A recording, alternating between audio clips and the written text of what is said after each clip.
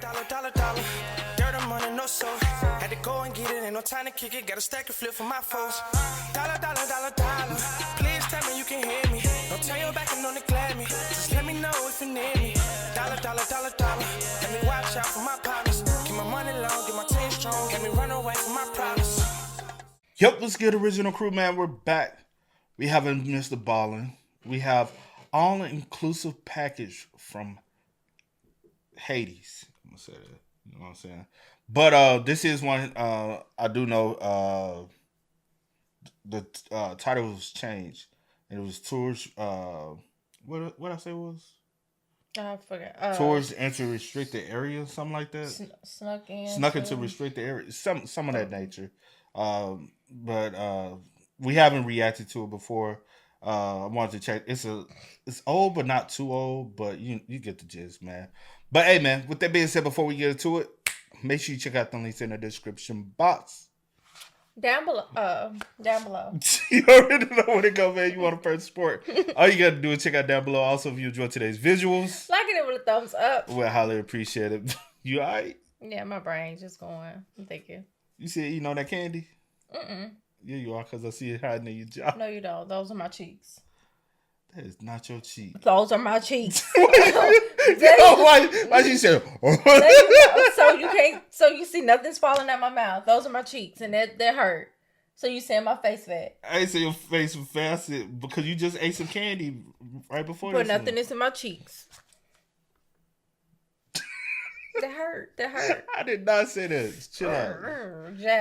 Jab. No jab. I thought you said no. Let's go. Let's check it out. Let's see what's about. You ready? I'm ready. All right.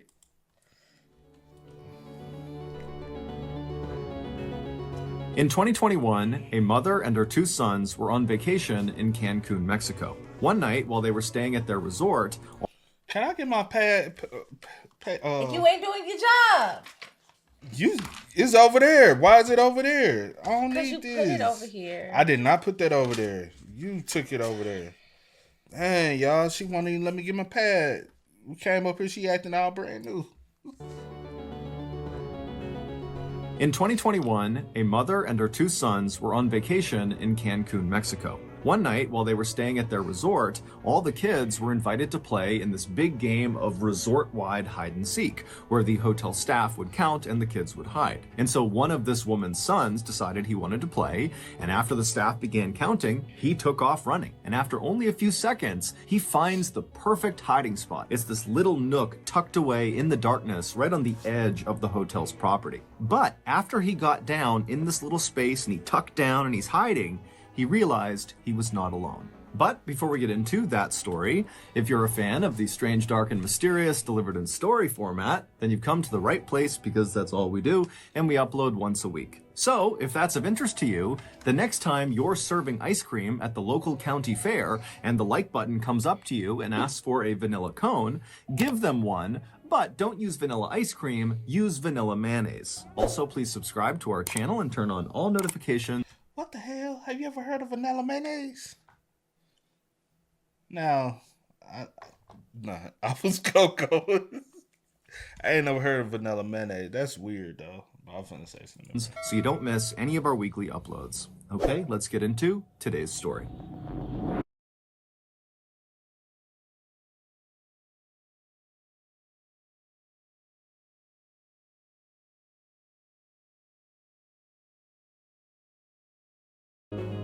On or around June 10th, 2021, Jennifer Buell and her two sons, 12-year-old Charlie and 7-year-old Johnny, touched down at Cancun International Airport in Cancun, Mexico. The family, who lived in Philadelphia, Pennsylvania, was there for a nice long vacation during the kids' summer break, which had started just a few weeks earlier. After getting off the plane and getting their luggage, the Buell family made their way out of the airport and they hopped on a shuttle that brought them to their resort. They were staying at Club Med Cancun, which is a very popular all-inclusive family resort that's located right at the tip of the Riviera Maya. And the Riviera Maya is just stunningly beautiful. It's this stretch on the western side of the Yucatan Peninsula in Mexico that's basically all white sand beaches and beautiful clear turquoise water. But Club Med Cancun's fabulous location was not the only reason why families loved going there so much. Club Med, the huge hotel company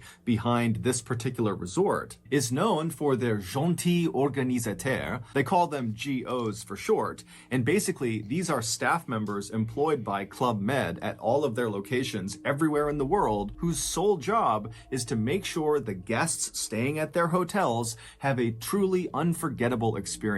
And so these really friendly GOs are always walking around these hotels and talking to the guests and pointing them to the different places they can go within the hotel, and they encourage the guests to interact with each other and to participate in resort activities. And so a stay at a Club Med hotel, whether it's Cancun or anywhere in the world, is known to be very upbeat and highly interactive. So Jennifer and her two sons, they get off the shuttle at Club Med Cancun, they go inside, they get checked in, they make their way to their room, they drop their bags, and then they head out to explore the hotel. And pretty much right away, there were GOs all over the place coming up to welcome them to the hotel and pointing them to the best restaurants, the best places to go swimming, and what activities were coming up that night, and what to look forward to that week. And right away, what stood out to the Buell family, specifically Charlie and Johnny, was the Kids Club / Teens Club. Basically, the GOs organized really fun games and activities just for the kids, depending on what age they were. And so this was really appealing to Charlie and Johnny to go play with other kids. And it was appealing to Jennifer because this would mean she could go off and actually relax because she would have childcare. So, starting that first night and over the next week they were in Cancun, Jennifer made sure they always were around the resort so that the boys could just take off and go hang out with this kids club, teen club whenever they wanted. And so the routine that the Buell family adopted over the course of their vacation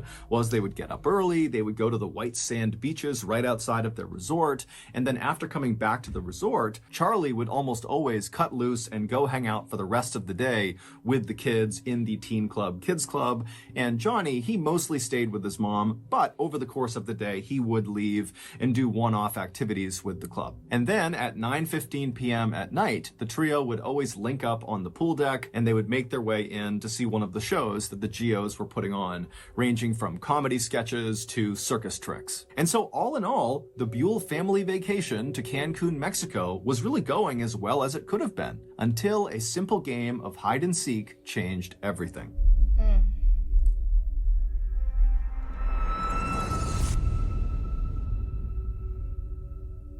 On June 18th, so roughly 1 week after the Buell family had arrived in Mexico, the family got up and they began their typical vacation routine. They headed to the beach, and then afterwards, Charlie broke off and went to spend time with the kids at the Teen Club, Kids Club, and Johnny and Jennifer, they mostly stayed together for the rest of the afternoon. That evening, around 8:30 p.m., after all three of the Buells had had dinner, they decided to split up before rejoining at 9:15 to go in and see a show. Johnny wanted to head downstairs and go see a kids-only show. Jennifer wanted to head up to the second level to have chocolate fondue dessert with a friend she had made at the resort, and Charlie wanted to meet up with his friends from the Kids Club, Teens Club out on the pool deck where the GOs were organizing a big game of hide and seek. And so after watching his mother walk upstairs to the fondue restaurant and watching his younger brother head downstairs to the kids-only show, Charlie turned and ran towards the pool deck. And when he got there, he immediately linked up with his best friend from the vacation, a 13-year-old named Cyrus. And very quickly after that, the GOs who were on the pool deck with all these other kids that were out there, they said, okay, we're going to start counting. You guys all hide. And so the GOs, they walked to the side of this big pool deck, they covered their eyes, they began counting, and all the kids, Charlie and Cyrus included, scattered to find the best hiding spot. And right away, as Charlie and Cyrus are looking for places to hide, they're seeing the other kids are taking up all the best hiding spots.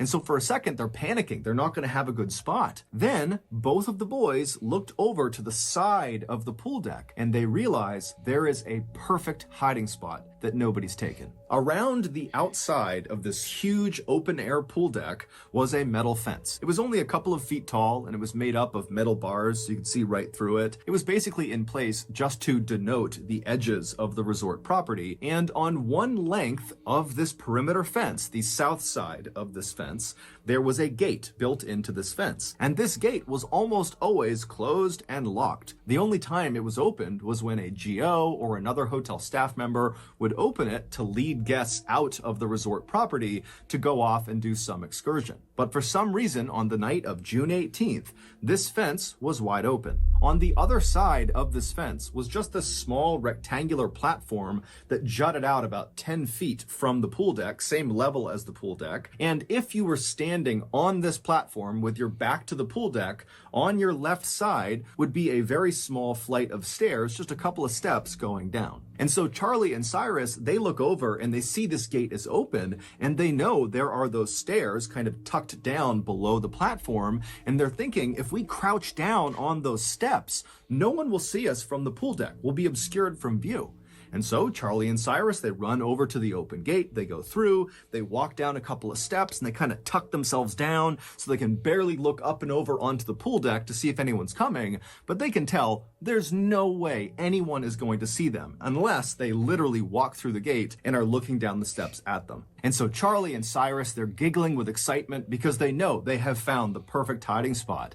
And they're listening as the GOs are calling out, okay, ready or not, here we come. And after a couple of minutes, they're hearing the sound of the GOs finding all the other kids all over the pool deck. You know, there were some really good hiding spots, but eventually all the kids are found except for Charlie and Cyrus. And so Charlie and Cyrus, they start looking at each other and they're really excited about this, but they know no one's going to find them. But right before Cyrus and Charlie stood up and revealed themselves, Cyrus happened to notice there was a hose, like a garden hose, that was draped down the steps that they were on, and for some reason, the water was turned on. And so Cyrus grabbed the hose, and as he stood up, turning away from Charlie, he began spraying the water onto the pool deck, onto the GOs and all the kids who didn't know where they were. And so everybody on the pool deck is suddenly laughing and running away from the water. It's totally chaos, and Cyrus thinks it's hysterical. He's still just spraying everybody down. And then at some point, Cyrus stops and turns to see what Charlie's reaction is to this absolute bedlam that he's created on the pool deck. But when Cyrus turns around, Charlie's not there. Meanwhile, two other hotel guests who had nothing to do with this game of hide and seek, it was a mother and her adult son, they were having a meal up in the second floor restaurant that overlooked the pool deck. And as they're sitting there enjoying their meal, they suddenly hear the sound of boys screaming. Now, immediately, they both can tell this is not a play scream. Someone is actually in danger, someone is hurt, something's going on. Sorry, y'all. I know I normally pause and elaborate. That's what a reaction's for, so do apologize. But this one, I'm like, it's really a story you gotta like listen to. Yeah, it's not anything to like elaborate on or try to pick up. You have to get the details to see, and then speak on it. Cause I'm like, all right, cause typically a gate that's always closed is closed for a reason. Mm-hmm. You know what I'm saying, for access reasons. So I don't know. I'm just getting nervous as like we keep listening to it. I'm just getting more nervous though. They both can tell this is not a play scream. Someone is actually in danger, someone is hurt, something's going on here, and they try to look down onto the pool deck where these screams seem to be coming from, but they can't tell. It's dark out there, they can't see what's going on, and so acting on instinct, the woman and her son just stand up and start running through the restaurant and making their way downstairs. And as they're doing this, the woman's husband actually sees her charging through, and he, along with two other boys that happen to be near him, just start running after them, knowing that whatever's going on, it's bad, so they have to go help. And so when these 5 people get down to the pool deck, they hear the sound of the boys screaming again, and they can tell it's coming from that open gate, that platform area where Charlie and Cyrus had been hiding. And so these 5 people charge through the still open gate, they go out onto this platform, and they look down the little flight of stairs, and they see Cyrus. They don't see anybody else on the platform, it's just this one boy, and he looks totally shaken up, totally hysterical, and and it's clear he is one of the boys that was screaming.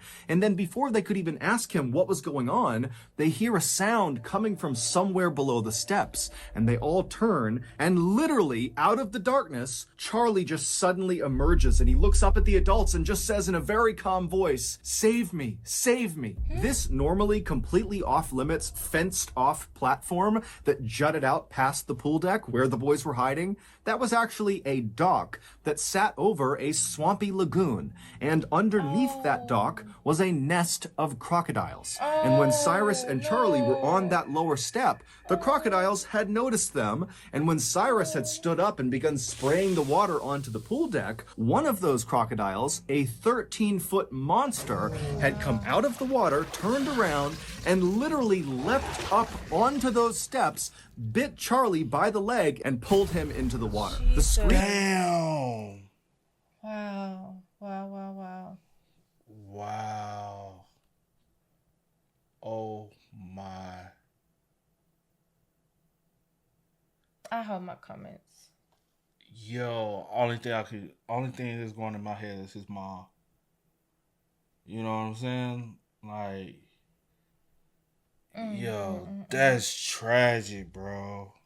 Onto those steps, bit Charlie by the leg, and pulled him into the water. The screams that woman and her son had heard while they were in that restaurant were Cyrus's and Charlie's, because initially when Charlie was pulled into the water, he didn't go directly under. And so Cyrus had managed to grab onto Charlie's arms, and he was trying to pull Charlie out of the crocodile's mouth, and the two of them were screaming for help. But by the time that woman and the other 4 people got down to the platform, Cyrus lost his grip on Charlie, and the croc and Charlie went under the water. And so those 5 people were standing there when the crocodile and Charlie just came back out of the water. And that's when Charlie was saying, "Save me, save me." He was in the crocodile's mouth. And when these 5 people saw Charlie and understood what was going on, without any hesitation, the adults leapt into the dark lagoon waters that are clearly infested with crocodiles and began beating the crap out of this crocodile. And while this melee is happening in these dark, murky lagoon waters with crocodiles everywhere, someone had gone into the fondue bar and told Jennifer, "Your son's being attacked by a crocodile." And she instantly leapt up and just ran across the restaurant, knocking anything over that was in her way. And finally, she got downstairs to the pool deck. She went through that gate out to that platform, and she saw her boy. Charlie was laying on his back, surrounded by totally frantic and hysterical adults. Charlie's leg looked like it had been through a meat grinder, but Charlie was awake, and he was talking to the adults near him. In the time it took Jennifer to run through the restaurant and get down to the pool deck, those adults who had leapt into the murky lagoon water to fight with this crocodile had literally beaten it so badly that it released Charlie. And according to the people who watched this happen, this crocodile was putting up an unbelievable fight. It was whipping its head side to side, tearing into Charlie's leg. It kept pulling Charlie deeper and deeper into the water, and these adults just didn't stop. They were yanking on this crocodile, punching its eyes, gouging its eyes, and finally it worked. When Charlie was finally pulled to safety and was laying on the dock, he was in rough shape, and no one knew if he was going to survive or not. But luckily, there just happened to be a trauma nurse who was staying at the resort who came outside. She assessed the situation, and she took charge. She stopped the bleeding in his leg, and she stayed with him and kept him calm until paramedics finally arrived. Charlie would be rushed to the hospital, where he would immediately undergo several surgeries that would save his life. Also, surgeons were able to miraculously save his leg. Initially, it seemed like he might have to have it amputated. As for Club Med, their response to this incident was enormous. Not only did they pay for all of Charlie's medical bills, but they also invested a lot of money into securing not only that fence and gate that led to the dock where he was attacked, but also just generally speaking around the resort to make sure there were no more attacks. Today, Charlie is back in Philadelphia, Pennsylvania with his family, and considering the horrible trauma he went through, he's remarkably well adjusted. In fact, in the Halloween that followed this attack, Charlie dressed up as a crocodile. Hell, wow. So that's going to do it. If you got something out of this episode, That is crazy, bro. Oh my. I would have never. Yo, I was about to be devastated over here. Like that's still like super sad and traumatic to go through. But I'm so happy. Facts. I'm first and foremost. I'm so happy that the mother on what did he say, second floor at the restaurant, whatever. That she was like attentive, like and can hear. Some people, just be in their own. No, somebody went up and told her. No, not his. Oh, you talking about the other woman? Okay, my bad. Ran through and they went down there. I'm talking about her. The fact that she was even like, like aware and alert. Aware and alert. Some people just be, in a moment. Oh, I hear something. Oh, maybe it's nothing. The kid. I'm just glad that she like distinguished. Like this is not like just kids playing and screaming. This is something like serious. Something's actually going on, and I'm glad they took charge and like putting their life on the line, like.